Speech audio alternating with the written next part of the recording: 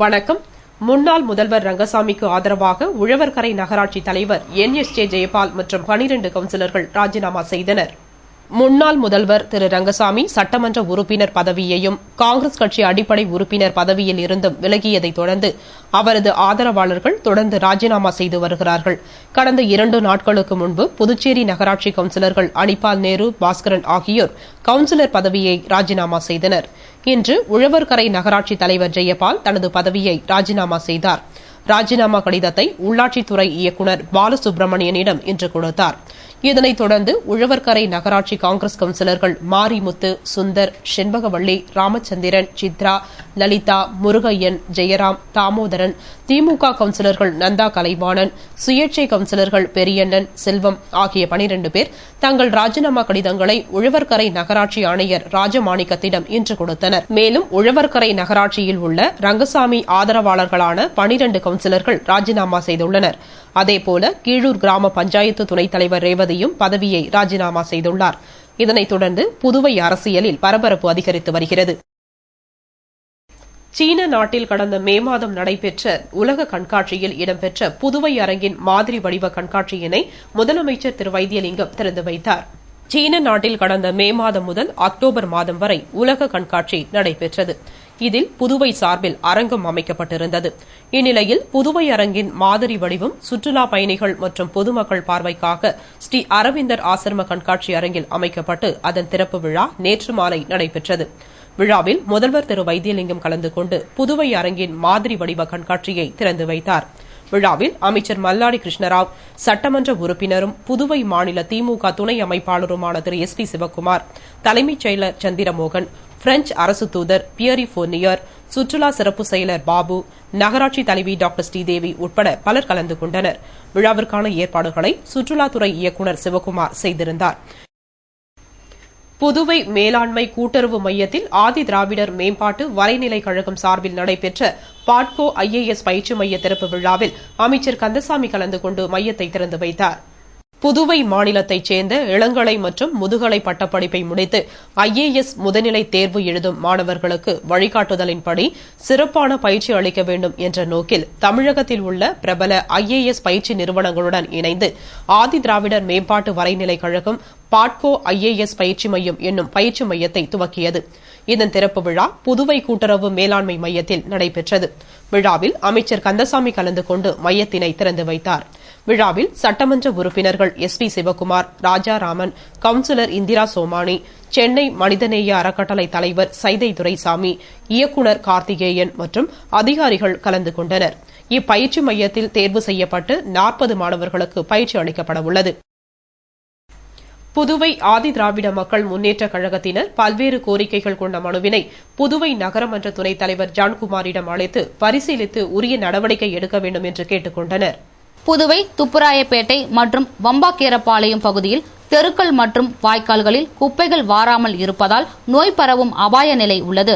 ஆகையால் உரிய நடவடிக்கை எடுக்க வேண்டும். துப்புராயப்பேட்டையில் தலித் மக்கள் அதிகம் வசிப்பதால் சமுதாய கூடம் கட்ட நடவடிக்கை எடுக்க வேண்டும். மீன் மார்க்கெட் கட்டிக் கொடுக்க வேண்டும். கல்லறை திருவிழாவை நகராட்சி ஏற்று நடத்த வேண்டும் என்பது போன்ற கோரிக்கைகளை கொண்ட மனுவினை புதுவை ஆதி திராவிட மக்கள் முன்னேற்ற கழகத்தின் சார்பில் தலைவர் ஆறுமுகம், செயலாளர் தினகரன் பிரேம், பொருளாளர் நிர்மல் ராஜன், துணைத் தலைவர் செல்வம், துணை செயலாளர் ராஜேந்திரன் உள்ளிட்ட நிர்வாகிகள் நகரமன்ற துணைத் தலைவர் ஜான்குமாரிடம் அளித்தனர். மனுவினை பெற்றுக்கொண்ட நகரமன்ற துணைத் தலைவர் ஜான்குமார் மனுவை பரிசீலித்து நடவடிக்கை எடுப்பதாக கூறினார். அப்பொழுது நகரமன்ற தலைவி டாக்டர் ஸ்ரீதேவி உடனிருந்தார். விளம்பர இடைவேளைக்கு பிறகு செய்திகள் தொடரும்.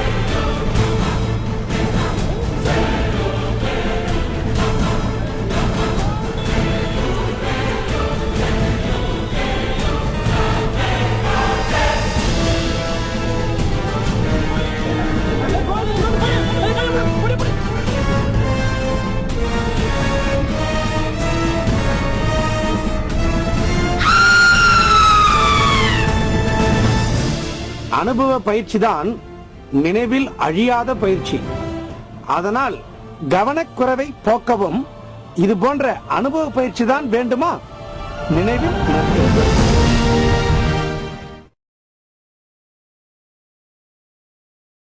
செய்திகள் தொடர்கின்றன. காலாப்பட்டில் உள்ள தனியாருக்கு சொந்தமான ரசாயன தொழிற்சாலையில் நேற்று திடீரென அமிலவாயு கசிவு ஏற்பட்டது. இதனால் 13 குழந்தைகள் உட்பட 100க்கும் மேற்பட்டோர் மருத்துவமனையில் அனுமதிக்கப்பட்டு சிகிச்சை பெற்று வருகின்றனர். புதுவை மாநிலம் காலாப்பட்டு கிழக்கு கடற்கரை பிரதான சாலையில் தனியாருக்கு சொந்தமான ரசாயன தொழிற்சாலை ஒன்று உள்ளது. இங்கு குளோரின் அமிலம் உற்பத்தி செய்யப்படுகிறது. இந்த தொழிற்சாலையில் 500க்கும் மேற்பட்டோர் ஷிப்ட் முறையில் பணிபுரிந்து வருகிறார்கள். இந்நிலையில் நேற்று திடீரென அந்த தொழிற்சாலையில் இருந்து குளோரின் அமிலம் கசிய துவங்கியது. இதனால் தொழிற்சாலையை சுற்றியுள்ள பகுதியில் குடியிருந்து வரும் சிறுவர்கள் முதல் பெரியவர்கள் வரை அனைவருக்கும் திடீரென இரும்பல், மூச்சு திணறல் மற்றும் மயக்கம் ஏற்பட்டது.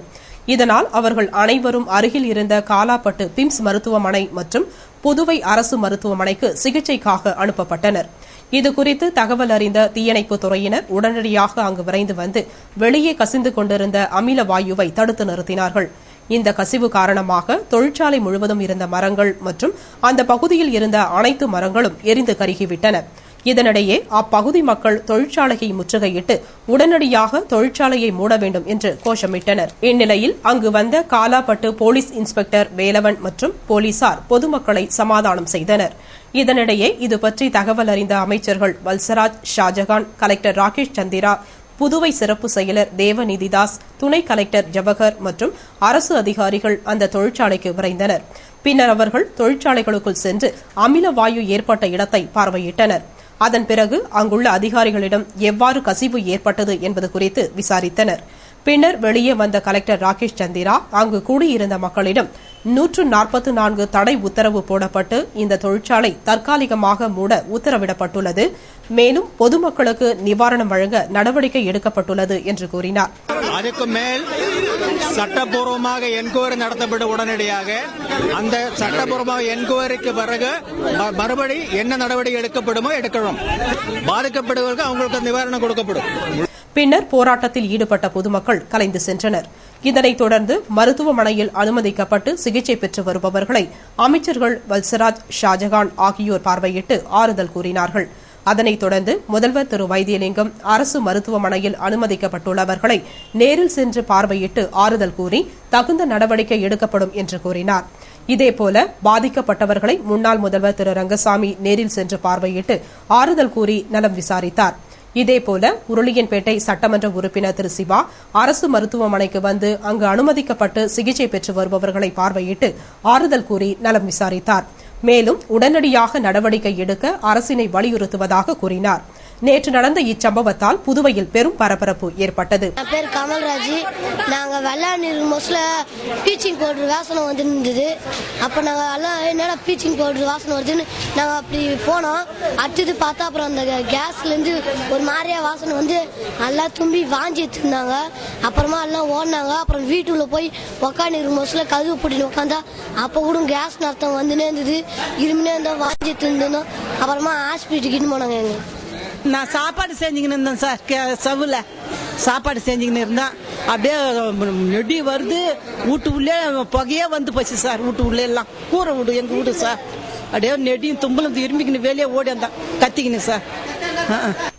தமிழக மீனவரை படுகொலை செய்த இலங்கை கடற்படையை கண்டித்து ரயில் மறியல் செய்ய முயன்ற மீனவர் விடுதலை வேங்கைகள் மற்றும் விடுதலை சிறுத்தை கட்சியைச் சேர்ந்த 204 பேரை உருளையன்பேட்டை போலீசார் கைது செய்தனர். நாகை மாவட்டம் புஷ்பவனம் கிராமத்தைச் சேர்ந்த மீனவர் ஜெயக்குமாரை படுகொலை செய்த இலங்கை கடற்படையை கண்டித்து மீனவர் விடுதலை வேங்கைகள் சார்பில் இன்று ரயில் மறியல் போராட்டம் அறிவிக்கப்பட்டது. மீனவர் விடுதலை வேங்கைகள் மங்கைய செல்வன் தலைமையில் 200க்கும் மேற்பட்டோர் சிங்காரவேலர் சிலை அருகே ஆர்ப்பாட்டத்தில் ஈடுபட்டனர். புதுச்சேரி மாநில அமைப்பாளர் குப்புராசு முன்னிலை வகித்தார். விடுதலை சிறுத்தைகள் அமைப்பு செயலாளர் பாவாணன் போராட்டத்தை துவக்கி வைத்து பேசினார். இதில் விடுதலை சிறுத்தைகள் மாநில துணை செயலாளர் அமுதவன், நெய்தல் அரசு ஊழியர் பேரவை கங்காதரன், மீனவர் விடுதலை வேங்கைகள் புதுவை மாநில செயலாளர் மோகன், செய்தி தொடர்பாளர் சிவபிரகாசம், அரசியல் குழு செயலாளர் பாஸ்கர், துணை பொதுச் செயலாளர் கோதண்டபாணி, பொருளாளர் செல்வம், புதுவை மாநில செயலாளர் அசோகன், மாநில துணை செயலாளர் சந்திரசேகர், முரளிதாசு, துரை, மகேஷ் உட்பட பலர் கலந்து கொண்டனர். பின்னர் ஊர்வலமாக புறப்பட்ட மீனவர்கள் இலங்கை அரசை கண்டித்து, இலங்கை அதிபர் ராஜபக்சேவை கண்டித்து கோஷமிட்டபடி AFT மில் அருகே உள்ள ரயில்வே கேட் அருகே மறியல் செய்ய முயன்றனர். போலீசார் அவர்களை தடுத்து நிறுத்திய பொழுது தள்ளுமுள்ளு ஏற்பட்டது. இதையடுத்து மறியலில் ஈடுபட முயன்ற மீனவர் விடுதலை வேங்கைகள், விடுதலை சிறுத்தைகள் கட்சியைச் சேர்ந்த 18 பெண்கள் உட்பட 204 பேரை உருளையன்பேட்டை போலீசார் கைது செய்தனர். குடியரசு தின விழாவினை முன்னிட்டு முக்கிய பிரமுகர்களுக்கு ராஜ்நிவாசில் ஆளுநர் இக்பால் சிங் தேநீர் விருந்து அளித்தார். குடியரசு தின விழாவினை முன்னிட்டு முக்கிய பிரமுகர்களுக்கு ராஜ்நிவாசில் ஆளுநர் இக்பால் சிங் நேற்று தேநீர் விருந்து அளித்தார். தேநீர் விருந்து நிகழ்ச்சியில் முதலமைச்சர் வைத்தியலிங்கம், சபாநாயகர் ராதாகிருஷ்ணன், அமைச்சர்கள் வல்சராஜ், ஷாஜகான், மல்லாடி கிருஷ்ணராவ், நமச்சிவாயம், பாராளுமன்ற உறுப்பினர் கண்ணன், காங்கிரஸ் கட்சி தலைவர் AV சுப்பிரமணியன், திமுக மாநில அமைப்பாளர் ஜானகிராமன், பாரதிய ஜனதா மாநில தலைவர் தாமோதர், சட்டமன்ற உறுப்பினர்கள் SP சிவக்குமார், விஸ்வநாதன், புசி ஆனந்த் மற்றும் தலைமை செயலாளர் Chandramohan, DIG Shukla, senior police superintendent Atul Kathari, Kalapattu பல்கலைக்கழக துணைவேந்தர் தரீன், INTUC ரவிச்சந்திரன் மற்றும் அரசு அதிகாரிகள், பிரமுகர்கள் பலர் கலந்து கொண்டனர். இதேபோல நேற்று முன்தினம் குடியரசு தினத்தை முன்னிட்டு கம்பன் கலையரங்கில் தியாகிகளுக்கு விருந்து அளித்து கௌரவிக்கப்பட்டது. நிகழ்ச்சியில் முதலமைச்சர் வைத்தியலிங்கம் கலந்து கொண்டு தியாகிகளுக்கு இனிப்பு பெட்டிகளை வழங்கினார். நிகழ்ச்சியில் சேவாதள தலைவர் தாமோதரன் மற்றும் 500க்கும் மேற்பட்ட தியாகிகள் கலந்து கொண்டனர். இத்துடன் செய்திகள் நிறைவடைந்தன. வணக்கம்.